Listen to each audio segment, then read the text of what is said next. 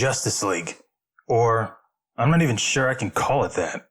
You see, back in 2015, when it was still being developed, there was a plan to bring the team together in a film. This idea was the brainchild of Zack Snyder. Now, this video is in a periodic table of sorts where I explain in detail what was Zack's and what was Whedon's. This is a video to explain exactly how we went from getting the theatrical cut of Justice League to getting Zack Snyder's Justice League. Spoiler alert, they're different. To start things off, we have to go way back to 2011, when Man of Steel was first in the works. This was even before Marvel put out Avengers. See, when I was growing up, I was fine seeing movies having multiple characters being introduced in one single film. But after 2012, things changed, and for the worst. Everyone was wanting to see a Justice League film fully realized. But WB had already tapped Zack to direct the next Superman film. Even when promoting Man of Steel, he said that in order to get Justice League right, you needed to get Superman's house in order. So, Justice League, any news? Are you going to be involved? You must be involved in some manner. Anything? Here's the thing. Have you said this a few times? No, it's different. I mean, yes, I've said it a few times, but I think that it's important to talk about because, I've said that Superman, the Justice League is a top-down affair, in my opinion. You got to, there's two things you got to do. One, you've got to get Superman's house in order, right? And two, you have to look at the rest of the DC universe and, because what I try to do with this movie is imply that there are DC characters within this world, right? Other DC characters. Whether or not we don't see them, but there's evidence that they're out there. So, just like you top down Superman, you got to sort of top down then the rest of the DC characters. And not to say that they need their own movies or anything, per se, like, say, the Marvel model, but, I mean, by the way, I'm also not ruling that out, but I do think that there's a opportunity to start to think about, like, how you might introduce other DC characters, and whether that's a Justice League movie or whether that's just a way of expanding Superman's universe. Those are things that I think, that's the next conversation, I think, for me. And so, even before releasing Man of Steel in 2013, they were already working on the sequel that would include Batman and a Wonder Woman. Zack knew what he was about to embark on. The rest of us, however, weren't ready. But before we get into that journey, we have to look at the people involved during this entire ordeal. For the first film, the notable producer involved was Chris Nolan.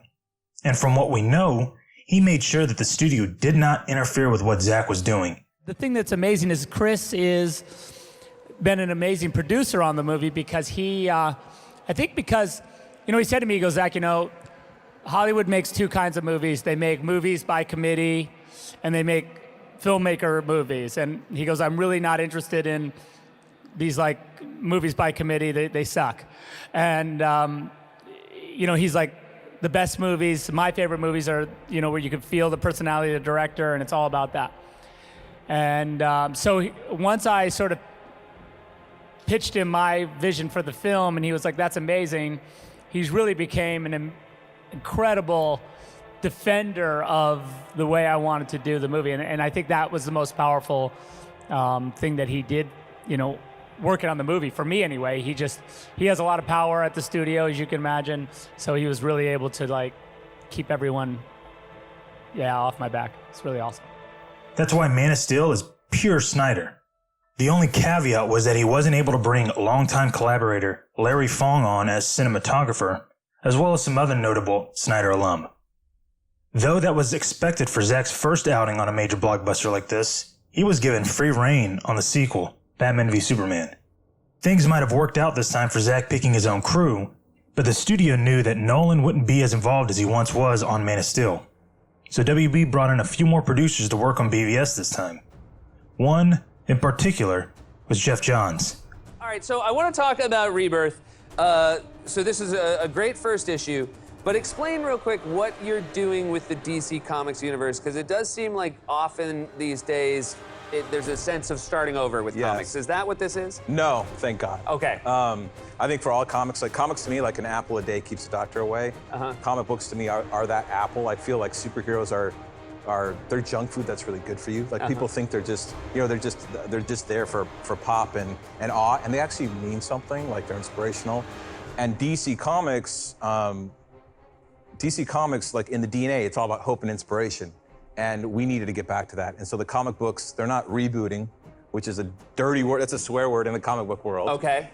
Because it means that everything you've ever read and bought doesn't exist anymore. Got it. But the relaunch is just approaching it with a new light and bringing every character that hasn't been around back. An acclaimed writer in his own right, the last time he tried his hand at a film adaptation was Green Lantern. And that didn't bode too well for him. But this move was important for the studio's thought process in two ways. One, it became clear they believed that Snyder's take on Superman could use guidance. Of course, from the constant complaining of collateral damage and serious tone bloggers moaned about. And two, they thought Jeff was the right person to help. Notice that I said the studio, not Zack. So what I'm about to say is bigger than it seems.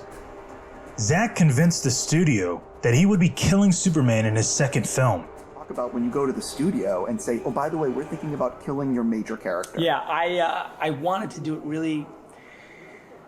It was pretty early, and Nolan and I had like a long conversation about it. Really great, sort of philosophical conversation about it. And he, he was really cool because he really played an amazing devil's advocate about why not to do it. And then in the end was like, no, you're right. It's better to do it because we had a version, and that we talked about like where he just. This isn't it, but like where he got frozen and shot into space or something, at the very, so he's kind of gone because like one of the big things I wanted to make sure of was that as we went on to Justice League, that Bruce Wayne was the one who was gathering the Justice League.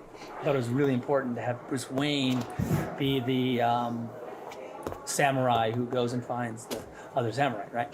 That to me was important. And with Superman around, it's kind of hard, to just, because Superman's Superman, so it's kind of hard for Bruce to kind of like, yeah, I want to put a Justice League together.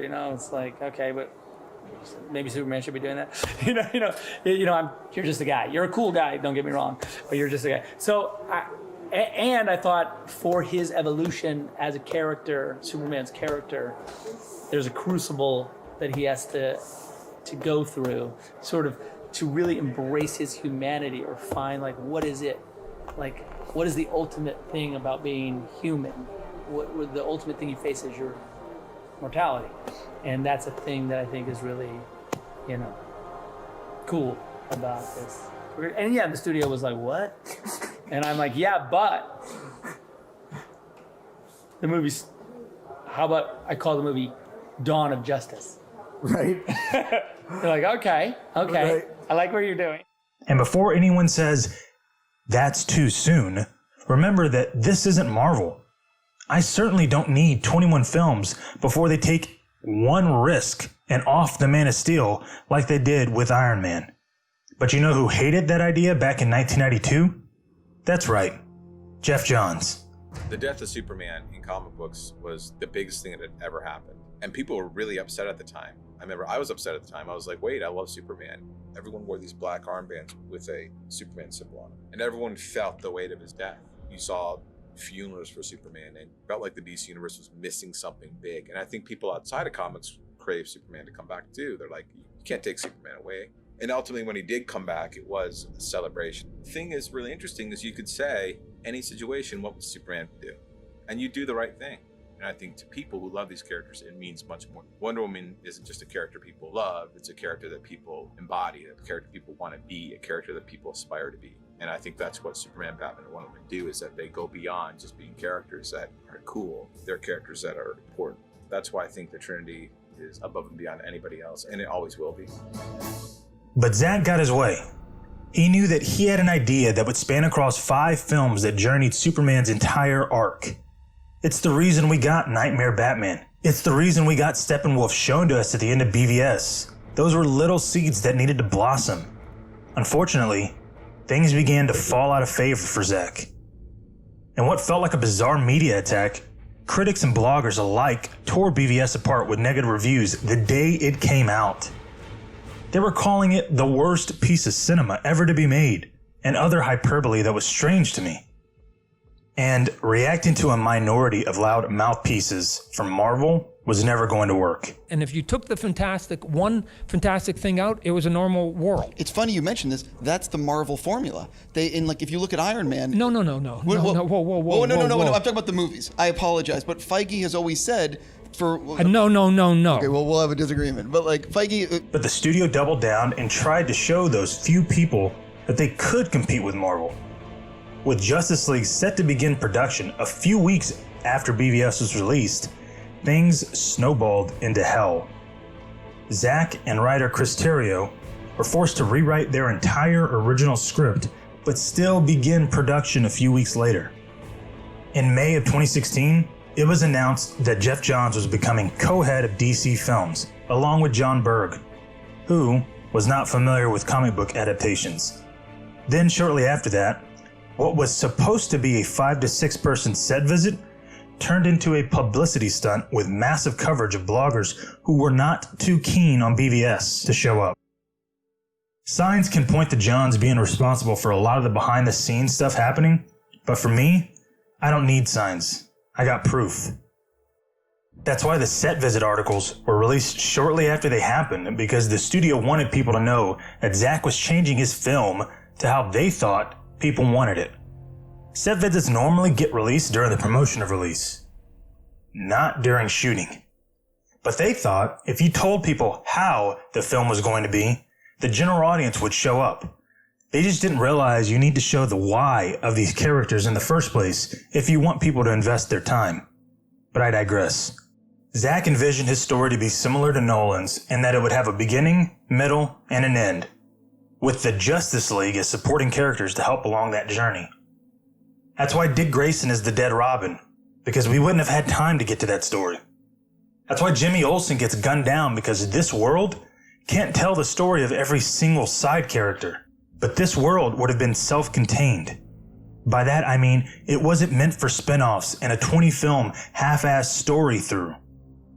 But Zack was a team player, and in doing so, he figured out a brilliant way to give the studio their cake and let them eat it too. It just so happens they choked trying to swallow it whole. What Snyder created were stories that would work as companion pieces to his overall story. That's why Suicide Squad was the aftermath of Superman's death. It allowed the world to be in mourning, but not forget that more threats can and will come out. That's why Wonder Woman was based in 1918, because that story could be told without worrying about continuity.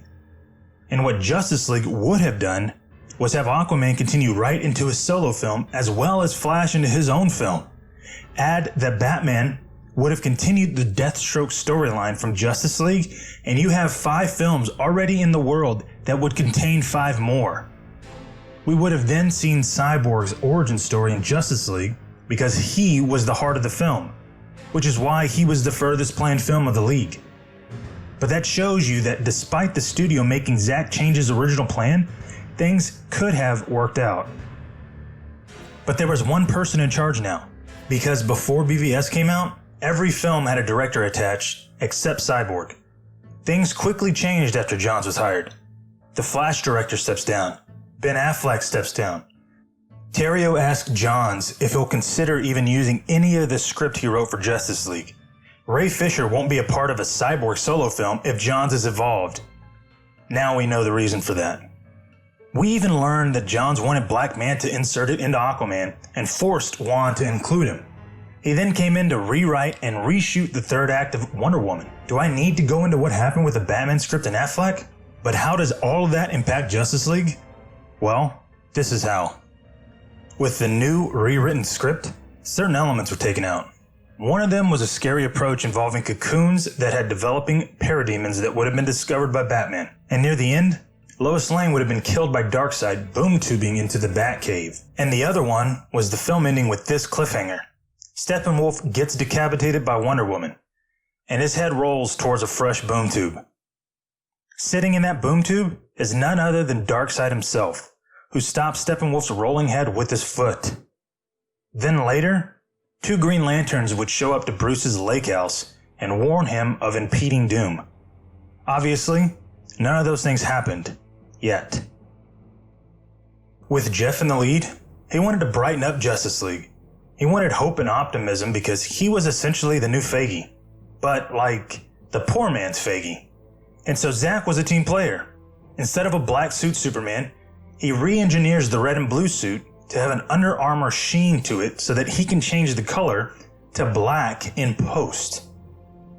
He films all of his principal photography in 2 ways. Once with the rewritten John's dialogue, another with how it was originally intended. Then he begins working on post-production. He has a 5-hour assembly cut that Ray Fisher mentions Zack basically shooting 2 films. And what he meant by that was Zack shooting his film the way the studio would want it and the way he would want it. But the studio tells him that he has to have a 2-hour runtime mandate. To quote Zack, 40 pages long. Like, in what world is that a 2-hour movie? You know, and I shoot notoriously long, right? Like, Yeah. I'll do Victor runs down the field and scores, right? Yeah. Right, that's the line. Victor runs down the field and scores. That's a 5-minute shot, at That's least. a long sequence. Yeah, at least.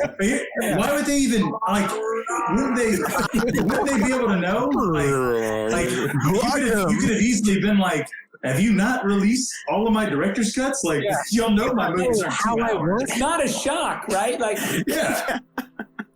I mean, CBS is a full 3 hours, and it's not even. That's 2 That's 2 characters. guys. Yeah. 2 fucking guys that have a gripe. Yeah. And even and Superman already has an origin story. So he cuts his 5-hour work print down to 214 minutes of runtime, and still, the studio is unhappy about it. So Jeff and John Berg go behind Zack's back to convince Josh Whedon to write additional dialogue. Then, tragedy strikes. Zack steps down.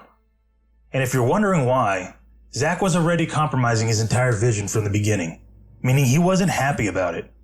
So when he realized enough was enough, he simply left production. Jeff saw this as an opportunity to bring in Whedon to handle the reshoots.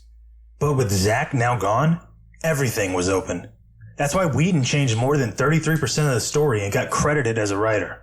And even though Josh has about 50 minutes of runtime in the 2017 version, by DGA rules, he couldn't be credited as director since Zack shot 100% principal photography. Nonetheless, it was obvious this takeover was happening from within the studio. A sliver of hope though, because even in Zack's compromised 2014 version, there's still 154 minutes of unseen footage from that version. And even more when you consider that Zack has a 4-hour film broken up into a miniseries that he will be releasing on HBO Max in 2021. But let's forget that. Fast forward to 2017, November.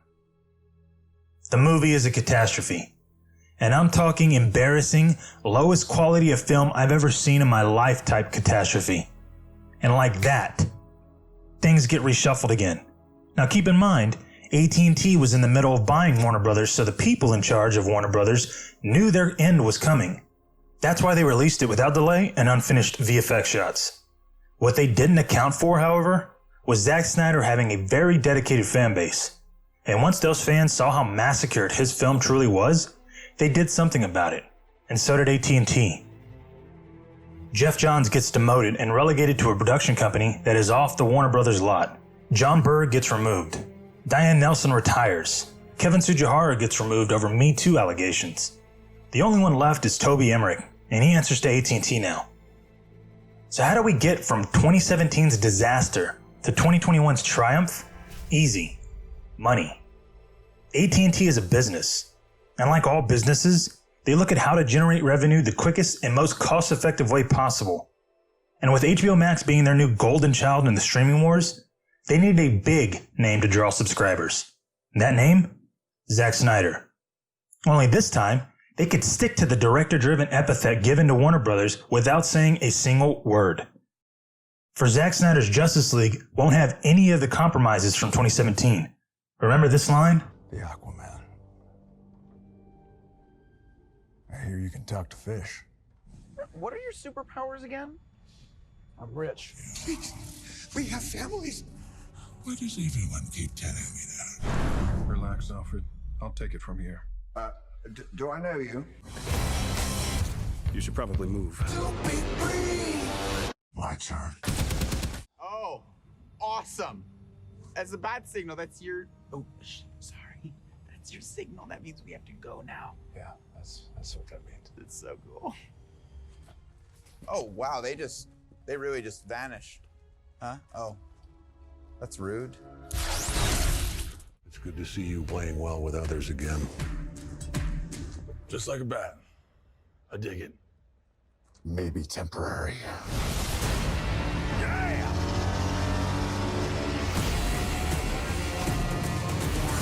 Gone. Almost all of the quips that now sound obvious will be removed. And that's because most of those lines were written by Jeff Johns. Not sure what else will be different? Allow me. No more seeing any of this bullshit.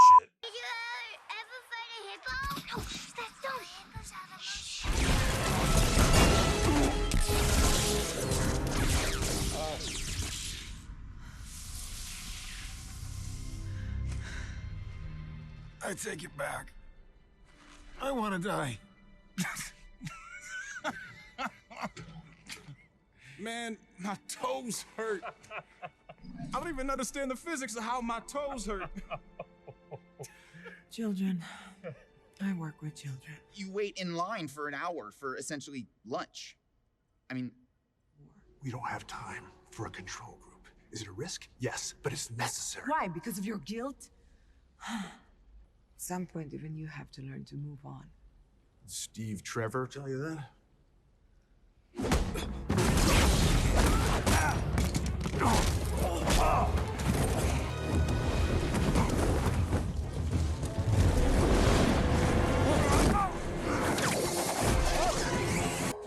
Please, man, please! What do you want from me? Fear. I can smell it. Right, okay, yeah, here's the thing. See, I'm afraid of bugs and, guns and obnoxiously tall people and murder, and I can't be here. It's really cool. You guys seem ready to do battle and stuff, but full transparency, I've never done battle. I've just pushed some people and run away. Well, I believe in truth. But I'm also a big fan of justice.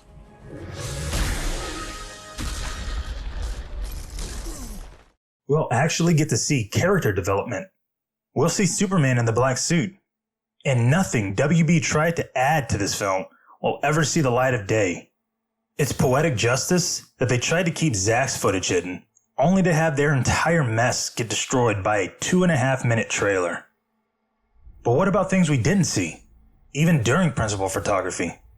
Well, Zack plans on shooting additional scenes to include Martian Manhunter and Green Lantern. And the best part of all, it'll be featured as an exclusive series on HBO Max, over 4 episodes, each an hour long, then released as one complete film in the 5th week. Meaning we get to talk about Zack's uncompromised version week to week, analyzing everything as we did with BVS. Only this time, we'll be able to watch it over and over if we so choose. Did I mention that he could end this series with the mother of all cliffhangers? But we also know there's over 4 hours of footage. There's going to be a black and white noir version, and the series from HBO Max will be released in its entirety after it finishes. If you want HBO Max to commit to Zack like they've already shown, then you end this series in no other way except to tease what comes after Justice League. And to do that, I guess we'll find out in 2021. The biggest event in cinematic history. Because Zack won. Jeff Johns won't have anything to do with Zack Snyder's Justice League. He has no credit, no executive producer credit, 0 story, 0 producer influence. This will be entirely all of Zack Snyder. HBO Max has backed him and everyone involved in this film 100%. To see a studio like Warner Media come out and support a director this vehemently is a story all on its own. Here's to Zack Snyder's Justice League Season 2.